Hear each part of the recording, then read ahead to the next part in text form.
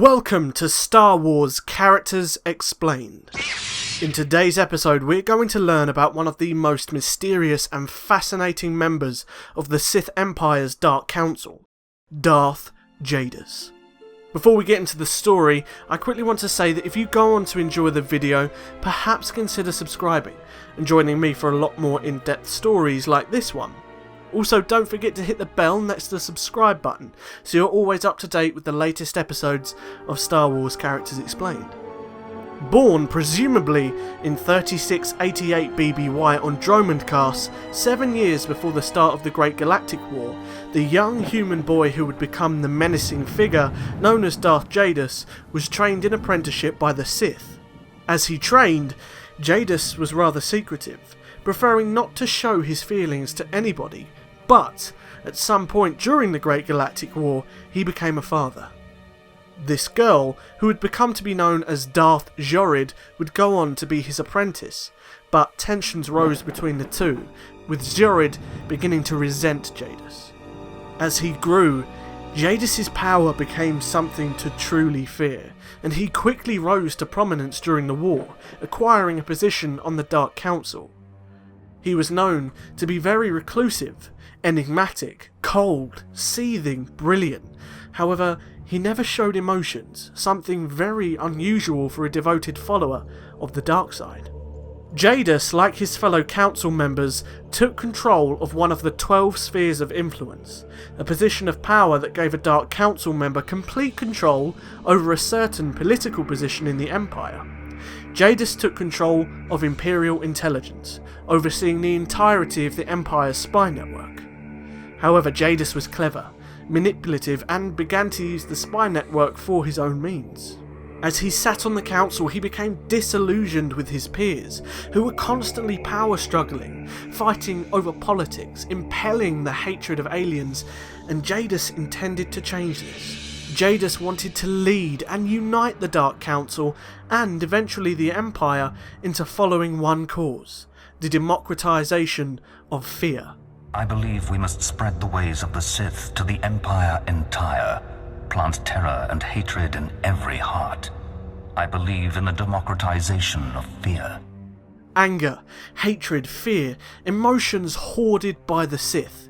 Jadus believed that anybody from any area of the Empire, even the aliens, deserved a right to these emotions, and believed that anybody whose actions deserved status would get it, regardless if they were Sith or not. However, while leading this, Jadus wanted to be revered as a god by those beneath him, despite wanting somewhat logical fixes to the Empire.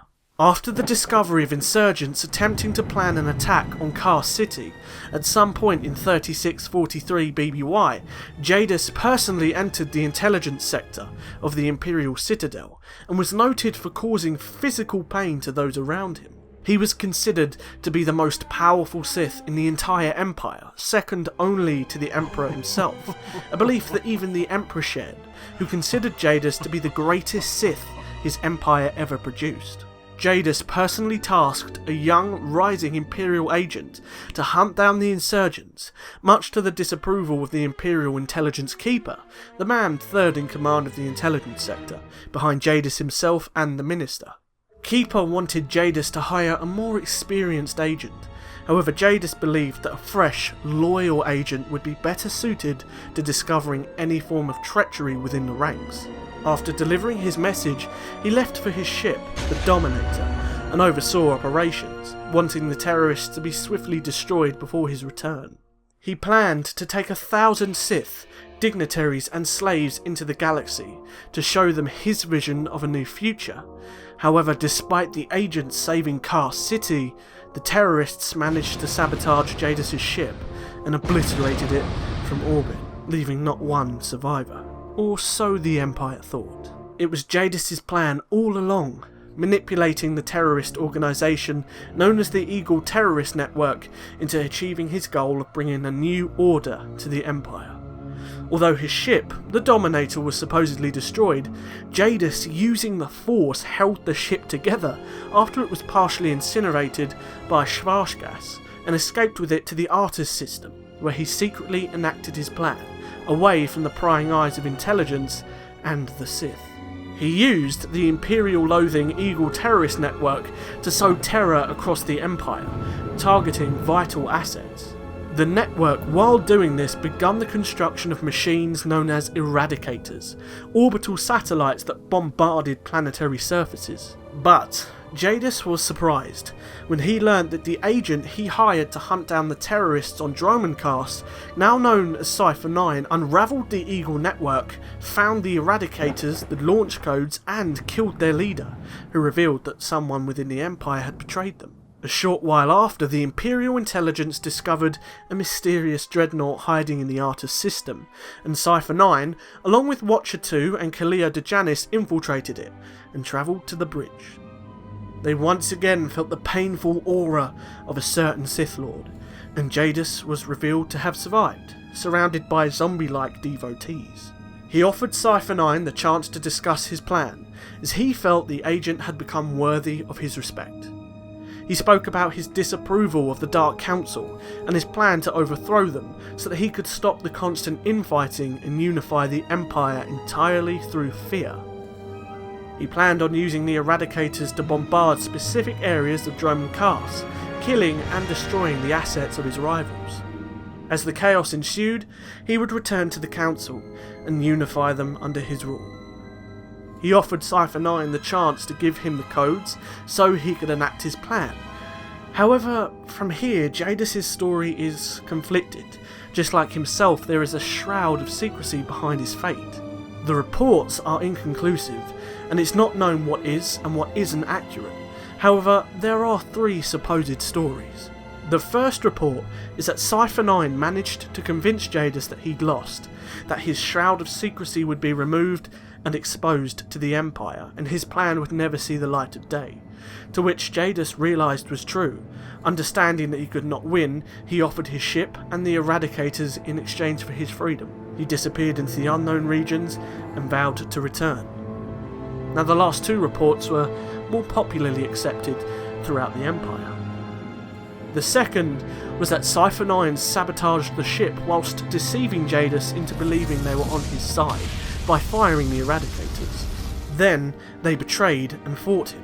Despite his constant teleportation, the agent was clever, managing to survive just long enough, dodging Jadus' lightning and evading his lightsaber strikes to sabotage the bridge and trap him in a ray shield, stopping his plan of rebuilding the Empire. The agent had no chance of defeating Jadus in direct combat.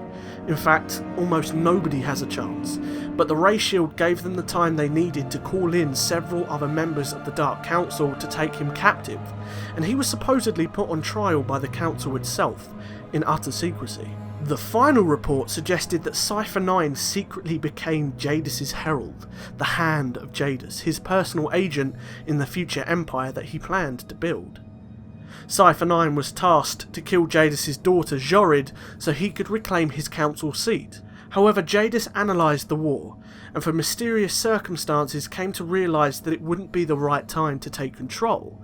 So, he chose to disappear and leave the war effort to focus on something else more pressing, instead using Cypher 9, his hand, to enact his will in known space while he was gone. 13 years later, during the Battle of Iokath, Lana Beniko, former Minister of Sith Intelligence and advisor to the Eternal Alliance commander, made her suspicions known that it could be Darth Jadus, who was sabotaging both the Empire and the Republic into starting a new galactic war. Jadus' death has never been confirmed, and with the Emperor gone and the Sith Empire in disarray, it would be the perfect time for Darth Jadus to reassert his dominance. But only time will tell if Jadus ever returns. Darth Jadus is an extremely intriguing character. His voice, especially his look, everything is alluring and mysterious, and strangely, his underlying goal was generally better natured than most Sith. He wanted to stop the racism, he wanted to unify the Sith to stop any power struggles so they could truly achieve something, and he wanted everyone in the Empire to be able to express themselves, although in his democratization of fear. But at the same time, he was insane, and his aim to achieve these goals was radical and chaotic. Anyway guys, if you enjoyed this episode on Darth Jadus, I'd be extremely grateful if you hit the like button, and don't forget to subscribe so you're always up to date with this series. Also, if you'd like to help support my channel further, perhaps consider checking out my Patreon page and dropping in a few credits here and there that will go a long way in helping the channel expand, and you get to be a direct part of that. I'll see you guys in the next episode, but until then, may the Force be with you, always.